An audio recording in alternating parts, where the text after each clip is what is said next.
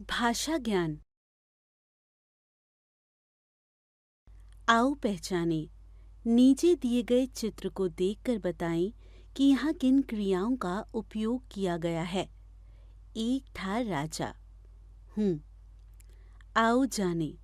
उपरोक्त चित्र में आपने देखा कि किस प्रकार दादी कहानी सुना रही हैं और बच्चे उस कहानी को बड़े प्रेम और लगन से सुन रहे हैं। अर्थात यहाँ बोलने और सुनने की क्रिया हो रही है। इसी प्रकार जब हम किसी से कुछ बोलते हैं, वे तभी हमारी बातें सुनकर हमारी भाषा को समझते हैं। कहने का तात्पर्य यह है कि भाषा के माध्यम से हम अपनी बात दूसरों तक पहुंचाते हैं। साथ ही हम दूसरों की बातों को समझते हैं।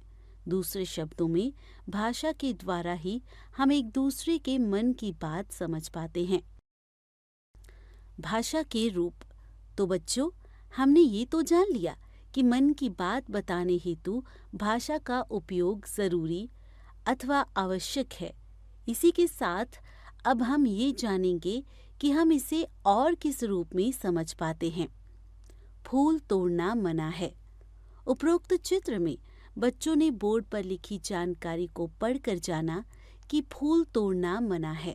अर्थात हम भाषा को लिखकर या पढ़कर भी अपनी बात दूसरों तक पहुंचा सकते हैं। ये भाषा का दूसरा रूप है। ध्यान रखिए, भाषा के दो रूप होते हैं। जब हम बोलकर या सुनकर किसी बात को समझाते या समझते हैं तो वह भाषा का मौखिक रूप कहलाता है।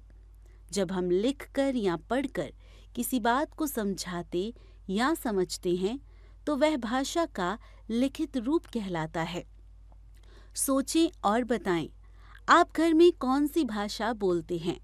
हमारे देश में कौन कौन सी भाषाएं बोली जाती हैं? भाषा के दो रूप कौन से हैं? हमने सीखा, भाषा के माध्यम से हम एक दूसरे की बात समझते हैं। भाषा के रूप मौखिक और लिखित।